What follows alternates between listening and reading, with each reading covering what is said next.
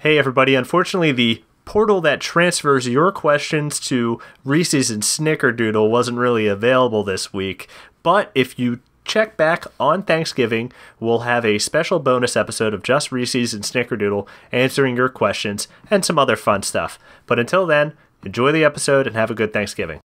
Today's episode of Fantasy Fiction is brought to you by Audible.com. Get a free audiobook download at audibletrial.com/fantasyfiction. Over 100,000 titles to choose from for your iPhone, Android, Kindle, or MP3 player, whatever that is. Today we're recommending The Hobbit by Jrr Tolkien. This is a story both Reese's and I enjoy. And it coincides with the fantasy theme. So if you're enjoying the podcast, give the free trial a chance.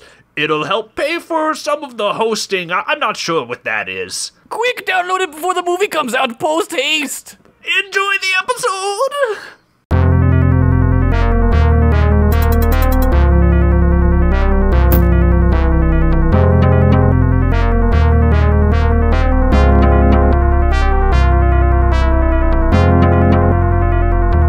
Welcome to the Fantasy Fiction Podcast. My name is Dominic. My name is Josh. And I'm Paul. And Paul is excited. And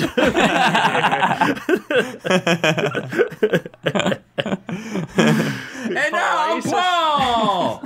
Is that better? There it is. Paul is our special guest this week as we talk about Druids and what, Josh? What is the other thing? Familiars. Those two things are not codependent. They're not. They're not even. They aren't, but they do pair well. They do nicely. They did. They did in my story. I think. Hopefully. I think so too in mine. Paul. Mine as well. Good. Well, we'll have to all listen and be the judge of that. Yeah, we'll determine that, Paul. Don't get ahead of yourself. Jesus Christ. This is cutthroat. This is cutthroat shit on fantasy it's just like fiction. it goes from friendly to just I'm just getting stabbed, I'm getting shivved right away. Paul, you just came into the lion's den, bro. Man. Paul, Josh and I were sleeping, and you came in, and we were now like, you have to die. This is a prison rule podcast, isn't it? Yeah, pretty much. Shoot your lion lasers out of your eyes and kill this man. Jesus, you guys are space lions? Yeah. We don't like to be called space lions, but yeah, we're space lions. It's derogatory. That's our word. What did you do this week, Paul? Did you do anything fun? This week, well, we've been pretty busy. We've been doing smart guys shooting. So basically, the weekends are all shooting, and then the week is like trying to catch up. I had to edit for Continue and do all that stuff because my episode went up this week. But I got to watch some extras, which I had never watched before, and I was like, I want to get around to watching that. So fantastic. Yes, it was very funny. Watched the first episode of that, and then I played some more Hearthstone. Actually, Hearthstone. It's a good game, isn't it? It's a great game. I played it with Jonathan Tronathan.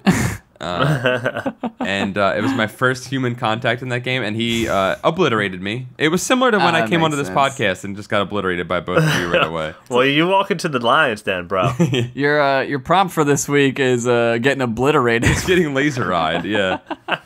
I have Hearthstone as well. It's funny that you called me and told me you had Hearthstone. Whoops. Oh, wow. I was wary of talking about it on here.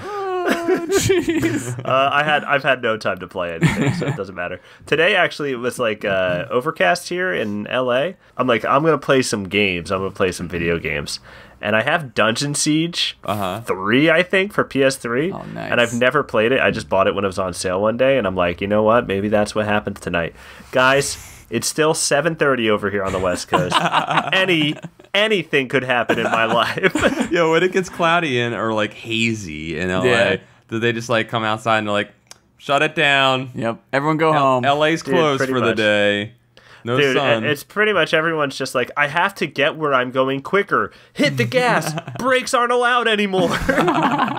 Dude, when it rains in LA, it turns into Destruction Derby for PlayStation 1. The first one. with the same graphics, like bits of pieces of everything going everywhere. Just like muddy shitty pixel graphics. Oh, man. And the cars go like 10 miles per hour because there's no sense of speed at all. There's no like relative speed sense. How about you, Josh? What did you do? I did the same. I had to work on some continue.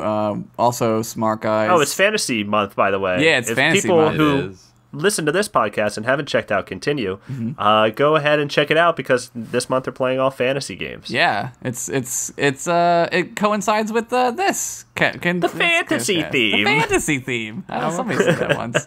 I watched Flight, the movie with Denzel Washington. That's good use. The alcoholic drink man, the alcoholic flight man. Yeah, he's a flightman who flies a plane upside down, a jet, an airliner. He flies it upside down. Oh yeah, it's totally believable. Where did he go to flight man school? Cocaine. Oh.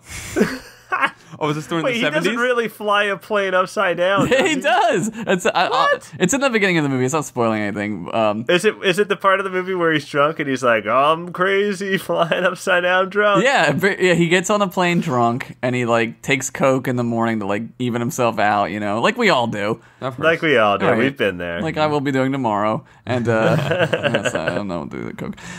But so like something happens with the plane, right? And it's like going in a nosedive. So his solution is to invert the plane, which is to flip the plane upside down. That makes perfect sense. If the plane's dropping, you just turn the nose upside down and it'll drop up into the sky. Yeah, but he's like 500 feet above the ground. Yeah, which is like it'll drop up into the sky then, though. Yeah, sounds like he's gonna get in trouble for this maneuver. He gets in trouble because they take his blood and they find out that he's been doing like all kinds of crazy drugs. Yeah, he's been hanging out with Tony Montana. And I think he learned something in the end. Does he learn to be a better man, or does he go to sleep in a grave? It's a Robert Zemeckis film, so he learns to be better or some stupid thing. Okay. Wait, wasn't it real? No. Oh, I thought it was a real world thing. No, I don't. I think it was maybe inspired by that Yeah. guy who landed the plane in the Sully. New York River, maybe? Captain Sully. Oh. That guy... I'm cutting that out because I was wrong, and I'm not gonna sound like an idiot. No, there was a a little bit of that in there. I called it the New York River. New York.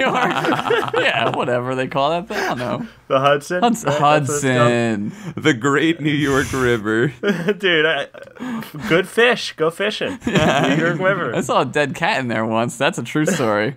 I'm going to go ahead and keep that in the podcast. Is that a true story? You really saw a dead cat? Yeah, it was there? a dead cat. Like, we used to go to New York every year, like, with my family, and we go, like, on the go Twin look in the Towers. river. Yeah. Look for dead cats. And looked for dead cats because they were worth a lot of money where we were from.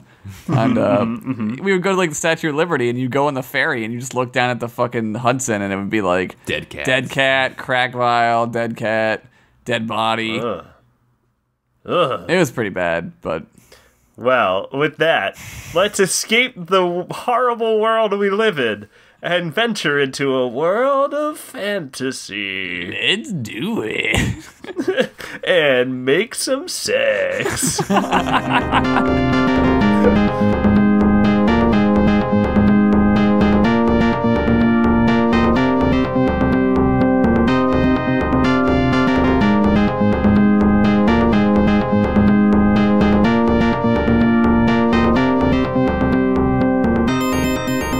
Guys, are you ready for this story? No. Yeah. Yes. All right, well, I'm going to read it anyway.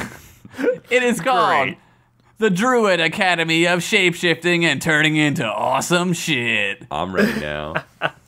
All right. It was just another day at the Druid Academy of Shapeshifting and Turning into Awesome Shit. It's good that you put that title before this. That's why I did it.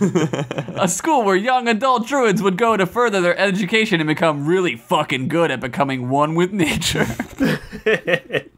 The school was located on a campus that had an arboretum and stables where young druids could go and practice turning into various animals. There were saber cats, saber eagles, saber mice, merc monks, bapples, green bapples, fur beetles, and even Moses, a talking saber-toothed bulldog that also served as the school's mascot and shot off the cannon at the school's sword fighting tournaments and hoedowns. Why does a druid school have a sword fighting tournament? I don't know. They fight with swords. Oh wait, nah, I like that they maces. named him Moses so that he could just not be obviously just another saber thing. Yeah. That's really smart marketing on their part. Yeah, no, they were thinking ahead. I agree, and Moses is like a fun name. Yeah. The school also assigned a familiar to each student to assist them in their studies and serve as a life coach. Yup. Just an average day at the Druid Academy, except for the fact that it was also Druid Prom! No! Why am I saying no to that? Because the angst, Dom. There's so much angst already. Yes, Druid Prom. I'm never going to get a date to this stupid dance, said Jimmy Treebranch, a nobody elf from the northern Daranosian forest, and not the good part, the poor part. I mean, my antlers haven't even come in yet, he said sadly to Mr. Yakitori, his Japanese Oni familiar / life coach. You should ask a Pepe Fremont, Mr. Yakitori said. As Instant racism. He's not racist. That's how he talks. He just talks like he's a Japanese guy. Okay. He's not speaking English. You know what? It was racist of me to assume that was racist. You're right. Yeah, you don't know him yet. Wait till the end of the story. All right. You should escort out to Biggie Fremont, Mr. Yakitori said as he pointed across the campus commons toward a Jizzly Centaur druid with just the sweetest, barely legal chest yams. Oh man, this is Thanksgiving themed. I like it. Oh yeah, the yams. Oh, yeah. Nah, dude, she's never gonna go out with me. She's the hottest centaur in school. Even when she shapeshifts into a dung-chugging fur beetle, she's still super hot. I still think you should ask her out, Mr. Yakitori said as he hovered above Jimmy. You wanted some of this sake, he asked. No thanks, Mr. Yakitori. Is he offering his underage student sake? No, they're like in Sake? college, dude. They're fine. Oh, Druid prom at college? Okay. Yeah, like... I'm buying it. Yeah, whatever. No thanks, Mr. Yakitori. Cowabunga, dude, he replied. Then he chugged a bottle of sake, but it just went right through his ghost body because he was a dead ghost.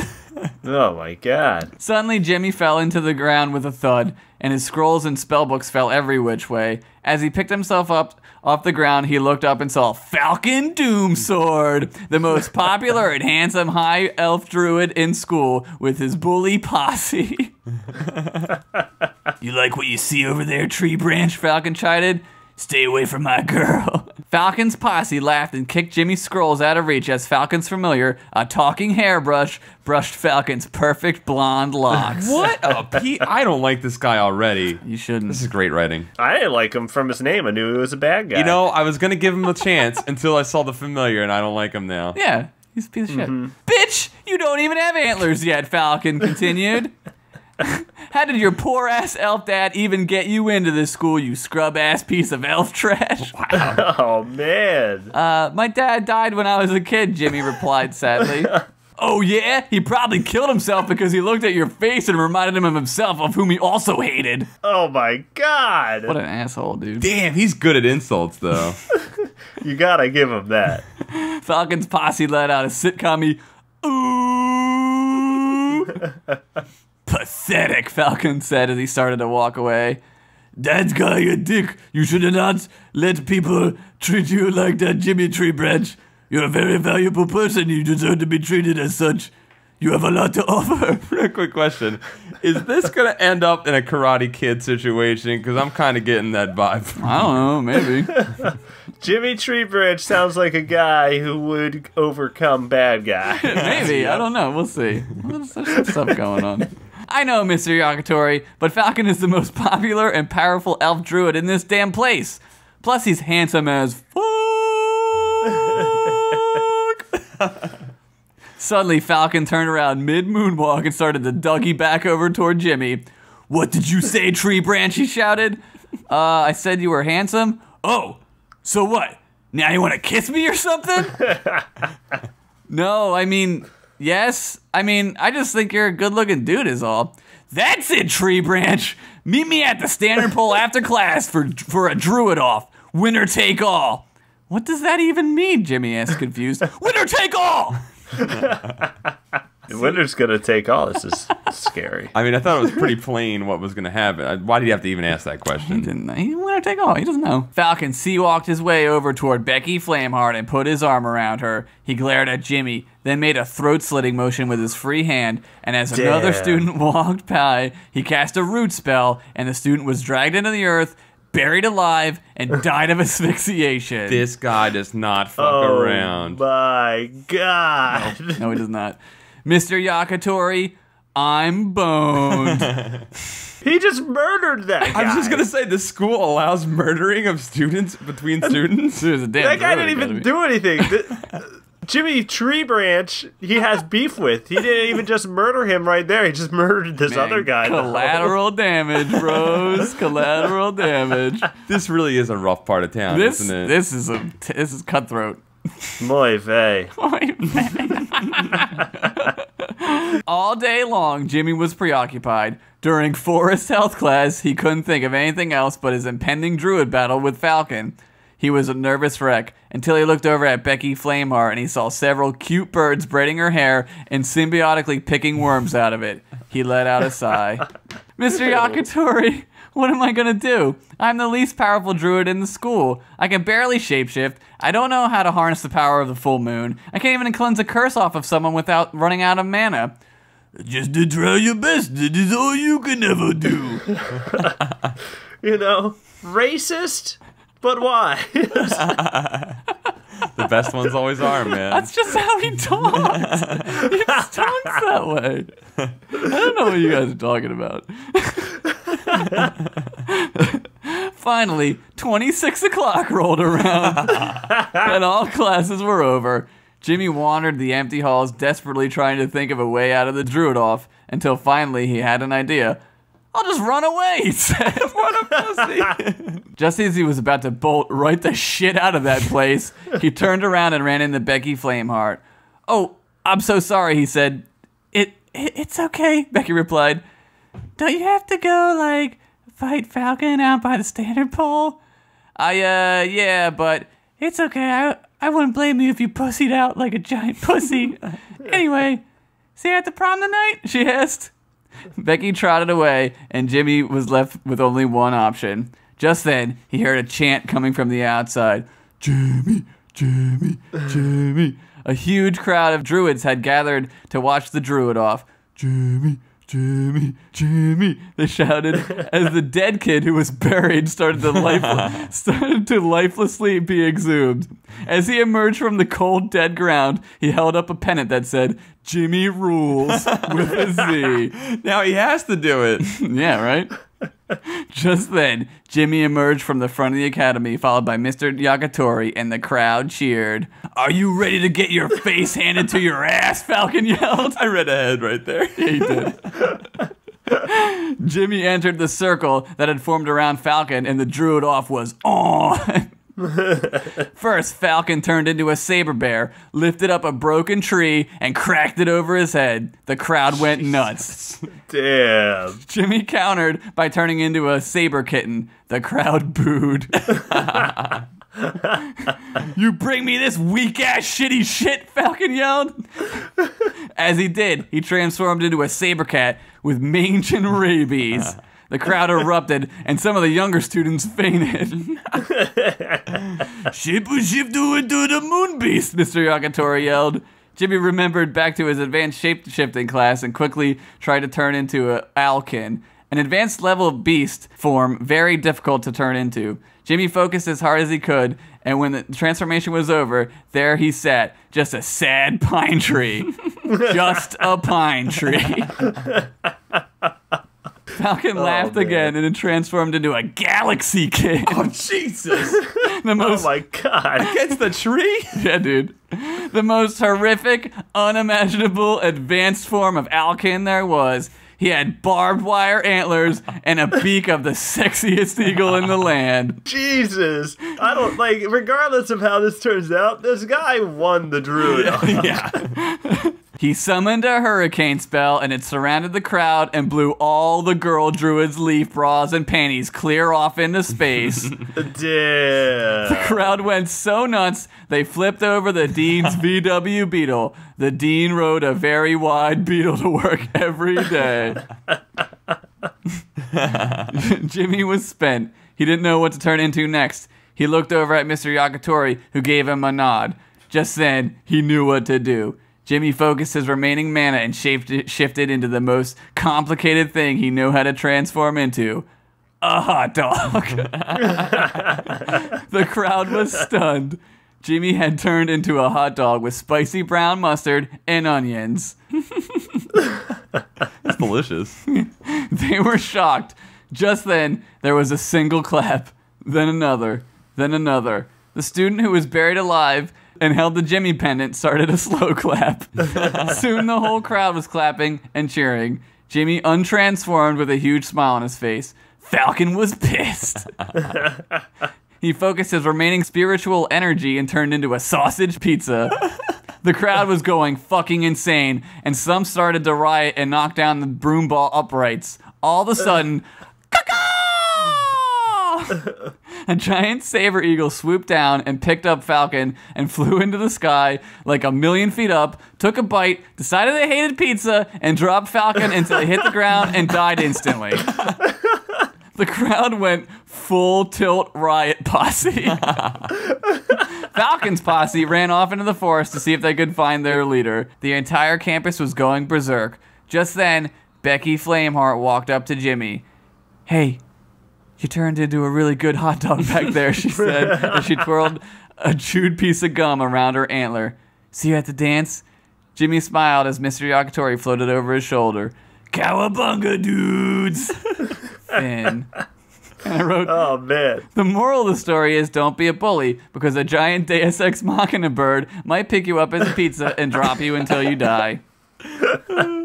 What I love is Jimmy was brilliant because fucking middle school kids love hot dogs and pizzas. Yeah, dude. I thought it was high school. Yeah, it's like collegey high school. College, high school, whatever. But middle school kids do love that stuff. They love that. He was going to win hearts and minds even if he didn't win the battle. Yeah, he had heart. Yeah. That's You know, what he'd had mattered. to just look inside himself and find the hot dog that's in all of us.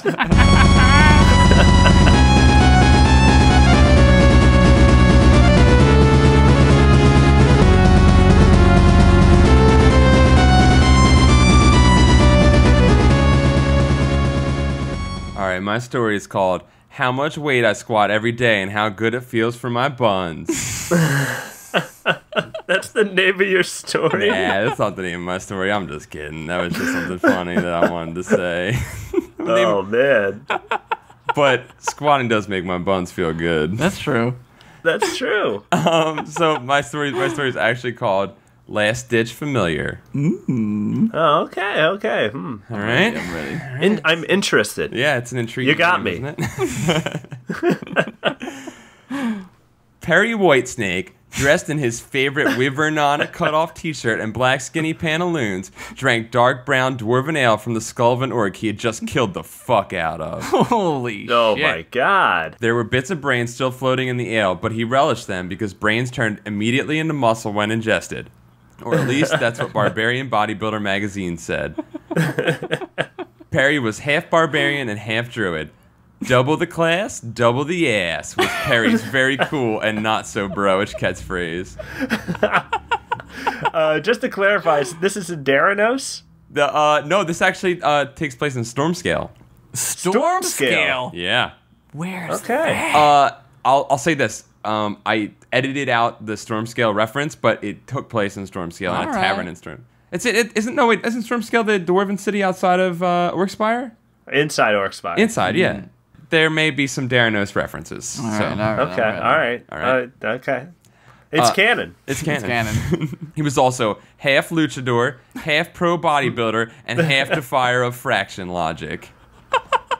What is that? What's Because like it's like multiple halves of things. that's too smart. That's way too smart. Too of a smart. joke. That's too smart. Too smart. It's canon.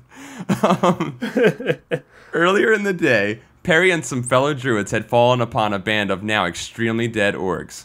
They had transformed into various ravenous beasts and slaughtered the ever-living shit out of the unsuspecting brigands, while their musical griffin familiars hovered overhead, playing the minor times, I fuck for money, and swooping down to do floor punches on the desiccated remains during the breakdown. Oh my god. Yeah, Floor punches? They fucked them up, dude. They're ready. Damn. They were already dead, I thought. Dude, they were celebrating, man. Bloodlust, man. That does it to you. Yeah, he's right. Oh my god.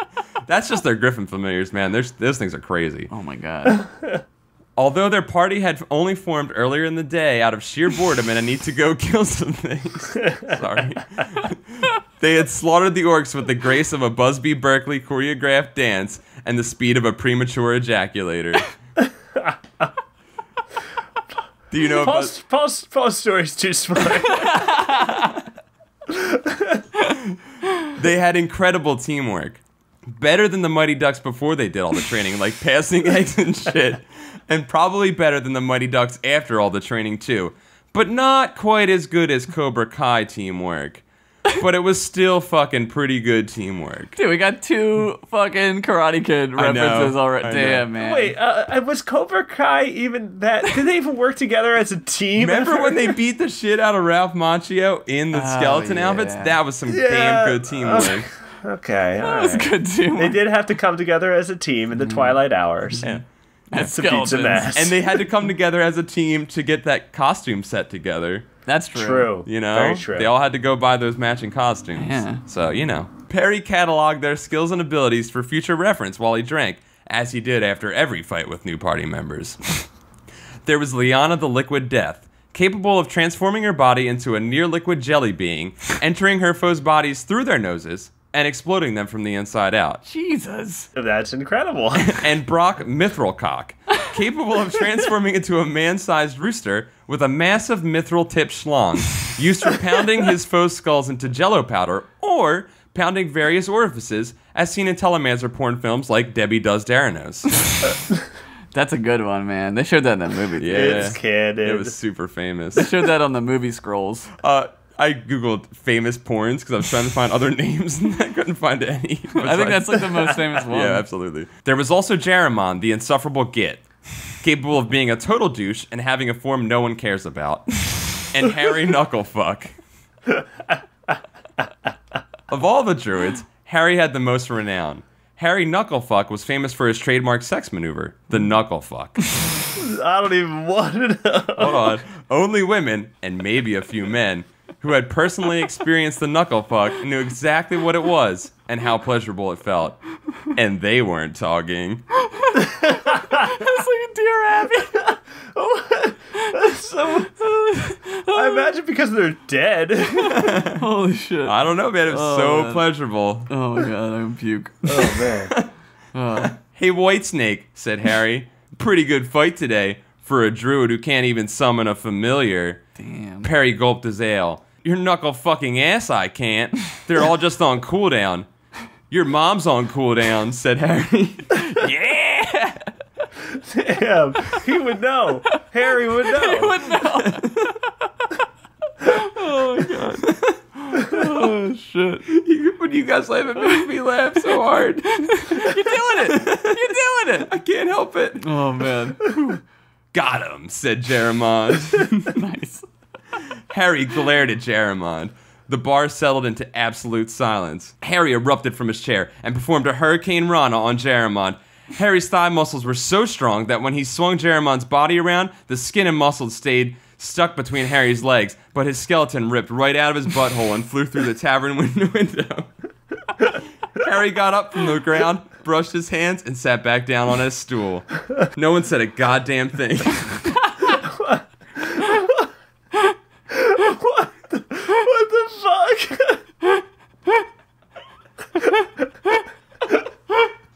Oh my god. Did he just kill that druid?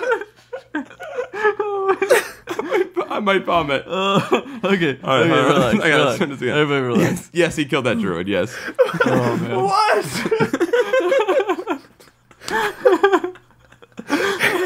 Harry was right. He was just a pussy.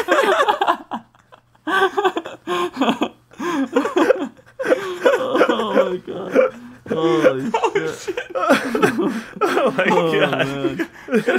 I'm crying. I know, dude. It gets better. Oh my god. Hold on. I can't see. I know. I'm crying. No.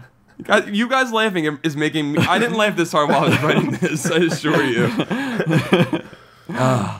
Good lord. Oh my god. No one said a goddamn thing, and the barkeep quietly pulled out a broom to sweep away Jaramon's dead, stupid skin and musculature. Despite Harry's sexual prowess and deadly fighting moves, Perry wasn't scared. He possessed his own awesome druid transformation skills, capable of taking forms such as Super Raptor, Swift Stag, Tree Man, twice as tall Tree Man, non-denominational Sea Spirit, Bear with flaming mace arms, Crazy Scientist Guy. Crazy Scientist Guy. You dare bring science into the world of Orcspire. He's just that crazy, man. Oh my god, that crazy scientist guy. Oh my god. And Dropkick Champion. That's the best one. That's why I ended on it. That's the best one. The only choice for him was to escalate hard. If you're so tough, why don't we settle this outside? Druid melee duel. The four of us. He pointed at Liana and Brock. They nodded. Harry smiled. It's on, but one condition. Familiars only. No transformations. Oh, man. Perry almost whizzed a tsunami's worth of piss out of his piss hole. It was too late. He couldn't back down now. There was no other way to save face. Fuck it. Let's rumble. Sudden transitional drum beats, even more dramatic than the ones in Lost. Like Battlestar Galactica? Yeah, pretty much. This shit's happening, drums. Oh, Dude, man. shit's happening, drums. Shit. Led by the four druids, the tavern occupants spilled out into the dirt-covered town square. Harry pointed to the large man-sized fly who was quietly drinking a glass of mead at the end of the crowd. Flyman, you're officiating. Flyman did a spit take of his mead. But I'm on vacation. Wait, how do you even know who I am? Suck an egg, Flyman. Flyman shrugged his shoulders and pulled on a striped referee shirt. Harry grabbed... It's canon! It's canon. Harry grabbed Flyman's drink and poured it onto his stupid, ugly fly head. Eat shit, Flyman. Harry took a deep breath and then belted his battle cry. Let the druids play, someone gon' get slayed. It's awful. That's his battle cry, dude. Oh, man. The crowd erupted into a blood-hungry chorus of screams and curses. Someone just straight up stabbed a dude standing next to him for no reason. A blood... I like how both stories so far had a druids off and the crowds just going crazy. and someone getting killed as collateral damage. Just adds for no collateral reason. damage. Yeah. Both stories had collateral damage. Man. A blood-curdling double bass beat started. The ground quivered. Turns out the double bass had nothing to do with the fight. It was just Axel the Dragon practicing drums for his Battle Keg audition the next day. Oh, dude. Damn, Axel. Battle Keg. Immediately, the druids began to summon their familiars. Liana summoned her war dog with a whistle. Brock perfectly executed a backward flipping roundhouse kick that ripped open an interdimensional time rift. A time mare emerged and Brock landed on its back. With a snap of Harry's fingers, a flaming sky dragon descended from the clouds. It had a thin, flickering mustache that could only be described as Asian racist. So much Asian racism. I know. What? I know. Even though Mr. Yagatori is not racist. Whoa, is that an Asian racist dragon? Asked Perry. No, it's just a regular flaming sky dragon. They all look like that, said Harry. Wow. Wow, that makes it even more racist, yelled an onlooker.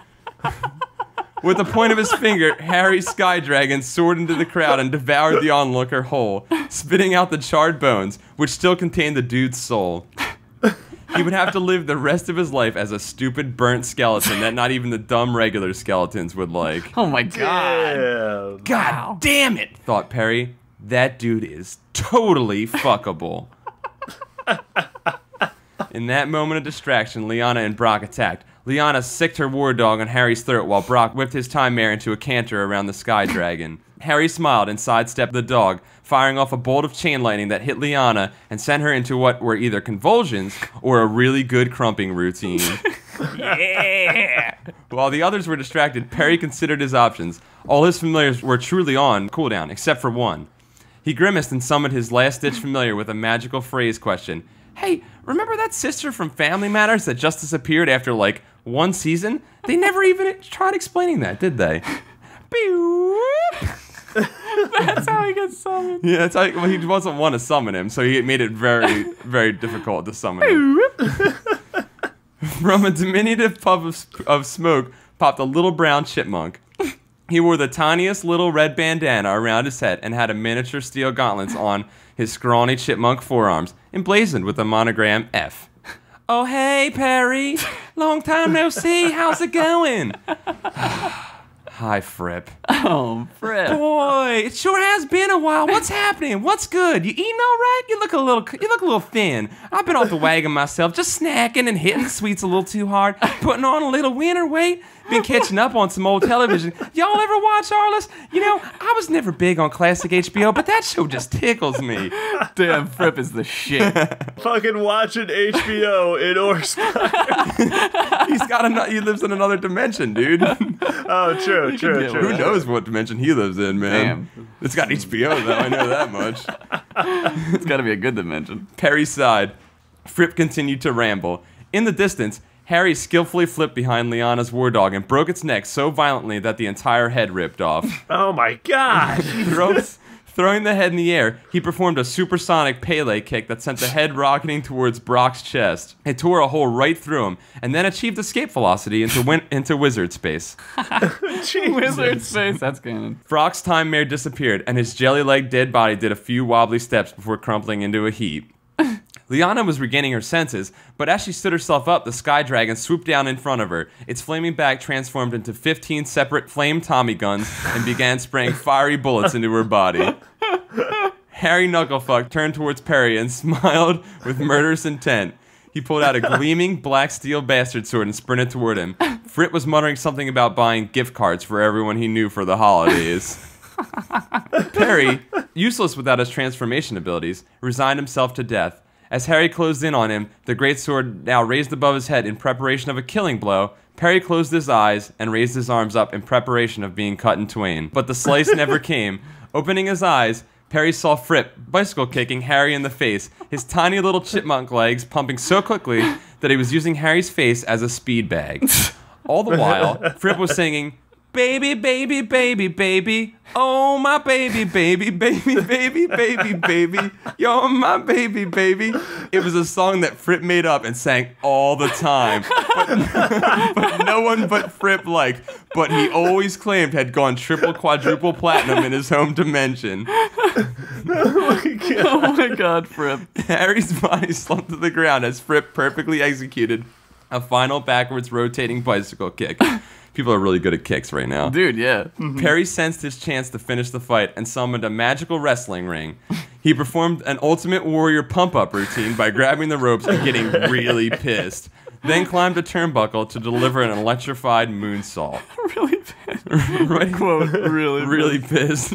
Right as he was about to land, Harry's still really racist-looking sky dragon formed itself into a giant flaming fist and punched Perry right in his wiener berries. Wiener berries. The shockwave of the brutal sack punch sent Perry flying into the air. He resigned himself again to death because he wasn't all that hopeful of a guy. However, he felt a tug on his left pinky and a swift change in direction. Fripp was swinging him in a full circle lasso whip above his head. "Hey, you're a craft beer guy, right?" asked Fripp. God. "You ever tried Daranos Dwarven Brown Ale? What do you think of it? It's a bit heady for me, but, they have other good brews, so I've, really been giving it a solid try. I always have been more of a kind of a stout guy, but you gotta try new things every now and then, right?" Giving it a solid try. A solid try. Oh, man. Fripp released Perry with a violent snap and sent him flying legs first into Harry's direction. His foot jump-kicked Harry so hard and square in the face that Harry's nose bone went straight into his brain, the most deadly and illegal move in all of karate, jiu-jitsu, and Daranosian sex wrestling combined. Dude, that's true. That's canon. I know that's right. Before Harry's body exploded into a horribly painful series of death spasms, His nose bone sliced open a lobe of his brain that caused him to remember every sad moment in his life ever. Oh my god. And relive them in a timeless mind prison of misery. Oh my god. Holy shit. Yeah. Perry fell hard onto the ground, all oxygen escaping his lungs. Harry's body crumpled down on top of him, the dead weight pinning him. Fripp stood next to him, brushing dirt and blood off of his gauntlets.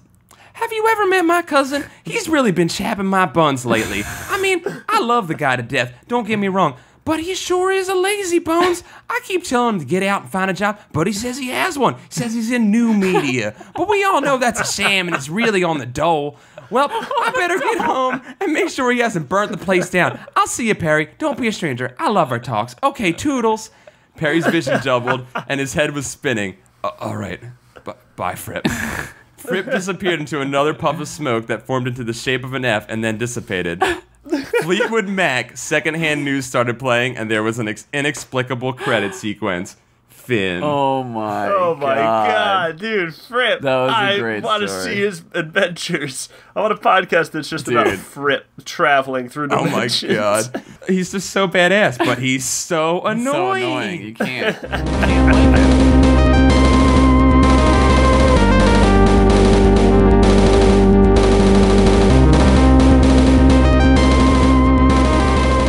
Are you guys ready for my story? Yeah. Yeah. All right, this one's called Order of the Bark. Dusk fell on the forest of enchanting fantasticisms in Orcspire. Yeah. Enchanted creatures all over were bustling about, heading to their tiny homes in hopes that it was taco night. Or at least spaghetti night. One enchanted creature was heard yelling about how she'd been eating the same goddamn pine cone for a week. And it was awkward, so let's not get into that. A small being walked through the forest with a brown direwolf at its side, dressed in a green cloak with the hood drawn, and a staff in its hand with a cool purple jewel on top that looked like it didn't cost much, but did look really neat, suddenly stopped. It removed its hood, revealing the face of a young goblin with a long nose and big ears. It was Flint Mudmunder, young goblin druid, and his direwolf, Ace, short for straight dope-ass aces blaze on till our days on 420. He had named himself. Flint looked around. What was I supposed to be doing out here again? He raised his hand to his head and cast wisdom on himself, gaining 4 wisdom. He snapped his fingers.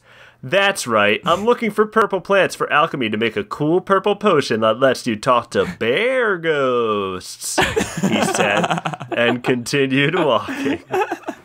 Most goblins interested in the elements go on to be shamans, but Flint heard druids could shapeshift into more stuff, so he figured that was the way to go.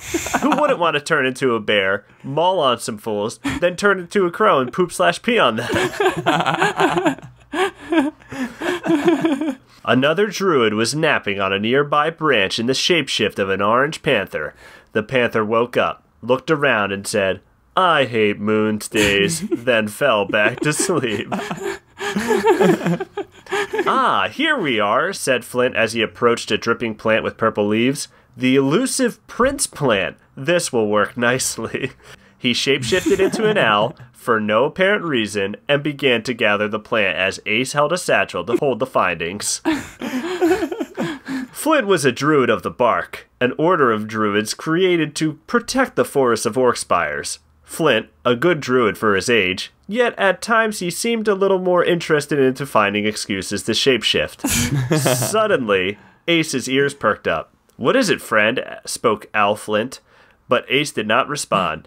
He continued to listen. Flint shapeshifted into an elk, I suppose in order to get a better listen for whatever Ace was hearing, but the truth of it is he wanted to shapeshift into an elk because he's a friggin' druid, so why wouldn't you shapeshift into any animal at any given moment? Elk Flint listened. He heard it too, the faint sound of a struggle off in the distance. Trouble afoot in the forest of enchanted fantasticisms. We must alert the Owl Knights. Elk Flint raised his hoof, and as magic whipped around his antlers, and he summoned a tree brother. Yes. The stump of a tree with a happy little face pulled itself out of the ground. Hi, Flint, it spoke. Y'all want to play some Uno again? Not now, Stumplin', he said. Flint. There's trouble in the forest. You've got to head to the nearest Owl Knight station and tell them to come find me as I investigate. Can you do that? Trouble in the forest? I better arm myself, said Stumplin' as he reached down and picked up a leaf and a bent twig. Y'all bad boys better watch yourself. I got me a nunchuck, he said as he hobbled off into the forest, twisting the twig back and forth. Stumplin' fucking rules, dude. I want to be friends with him. Dude, yep. He's a little happy tree stump brother. But he gets himself a nunchuck, and he is not to be messed with. Yeah, look out, guys. Centaur mode! Yelled Flint. And he turned into a centaur with glowing antlers and a wicked beard that would make you think, that guy's got a lot of books. He ran off in the direction of the sound. Ace followed closely. Centaur Flint slowed down as he approached the source of the struggle. Carefully, he and Ace moved forward. Centaur Flint reached out, pulled back some brush, and revealed a bonfire surrounded by a truly despicable meeting of evils. Who would have thought that such a horrible team-up would ever occur? Who could imagine the world could be so goddamn awful to let these two forces come together this evening? Centaur Flint didn't know, but he knew he had to do something about the snake beasts and the bandits that were beating up trees. They're just like hitting trees? Oh yeah, brother! Gotta punch this tree so my muscles grow bigger! Shouted one bandit. All the bandits speak like professional wrestlers. Dude, They continue to beat up the tree.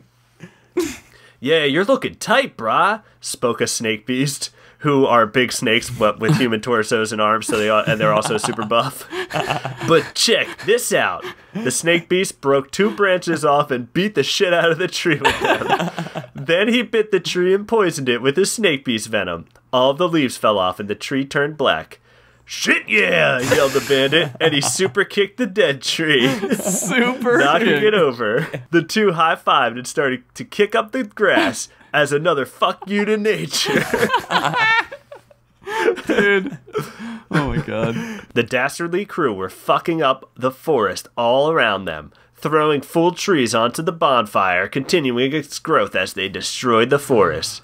Moose Flint, who had shapeshifted at least 3 times since this all began, could not believe his moose eyes. What did he shapeshift into? Well, you kind of missed that. We were somewhere else. We were looking at other things. The forest of enchanting fantasticisms was being destroyed right before him, just so D-bag villains could get better bods. Some snake beasts were bench-pressing bandits who were doing curls with branches cut from the trees. Jock Jam's Volume 1 was playing, and that was just making all the evil bodybuilders work out harder. Muscles were getting hard, you guys. Yo, that's a fact. If you work out the Jock James one, that is 100% double buff. Dude, if you're evil. Yeah.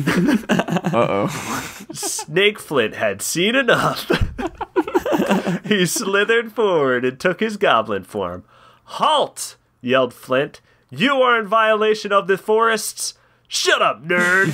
Shouted a snake beast as he punched Flint in the stomach and he doubled over. Jeez. Nice staff, turd! Yelled a bandit. As he seized Flint's staff, he looked it over, pocketed the purple gem, then broke it in half over another bandit's skull. The same bandit walked forward and punched Flint in the face. 2 snake beasts held Flint up by his arms. This bandit spoke. Nobody interrupts my reps. As he punched Flint in the face again. Holy shit. Yeah, said a snake beast. We're in the middle of getting pumped for Lord Raddick's most evil yearly feast, and we're not gonna let some tree-hugging, river-drinking, no-shoe-wearing, butthole-smelling, farty butt get in our way. Now to super punch you in the face and end your life forever. The snake beast made a fist, pulled his arm back, and just as he was about to throw it forward, Ace the direwolf jumped through the air and ripped it off with his massive wolf jaws. Fuck yeah. The snake beast screamed as Ace swung the arm back and forth in his mouth, then let go, flying in the air until it landed on the head of one of the other snake beasts holding up Flint, and the super punch connected, and the snake beast's head exploded and blood went everywhere as Ace howled a howl so loud that the other snake beast holding Flint exploded. Now free, Flint quickly casts Root on the immediate surrounding foes, then a regrowth heal on his face. Gotta take care of the old moneymaker. Animal growth! Yelled Flint, casting it upon Ace.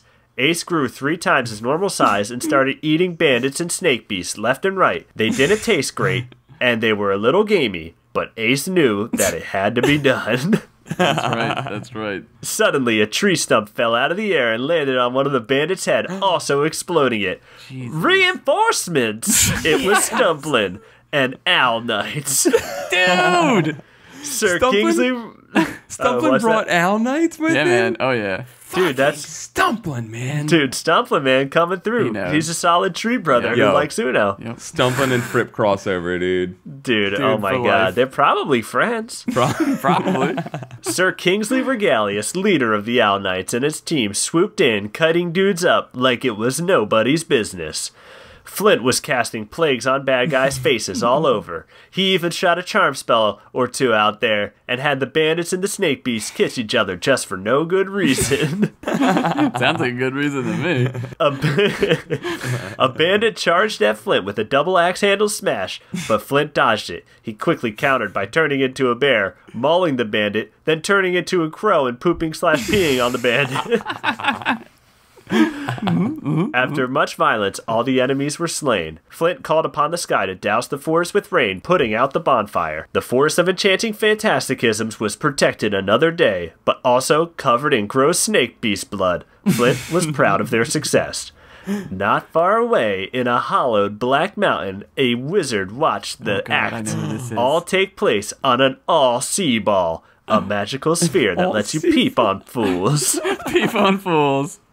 He puffed his evil dank wizard weed from his man. pipe and remained expressionless as he watched the defense cleanse the forest. Oh my god. The end. Oh my god. Dude, I don't know. Is dude, it I don't know. Radicast? Dude, I don't know. Oh I my don't god, know I who gotta that know. is. I gotta know. If he's smoking that dank ass wizard weed, It could be anyone, honestly. Well, he was smoking evil dank you're right, it wizard could weed. literally be. Oh, yeah. This could be anyone. This could be anyone.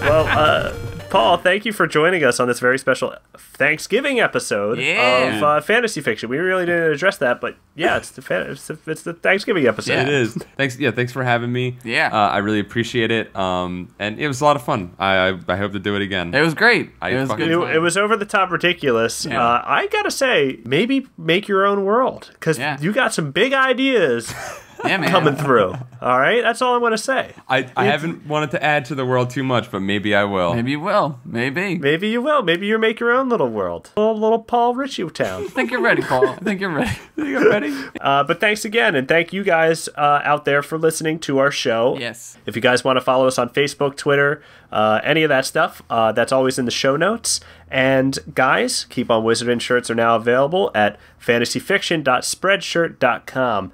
And make sure to take a look around the website first, because I think there's usually coupon codes Yeah. to get discounts. So any opportunity to screw those guys out of money, you know we want to let you do it.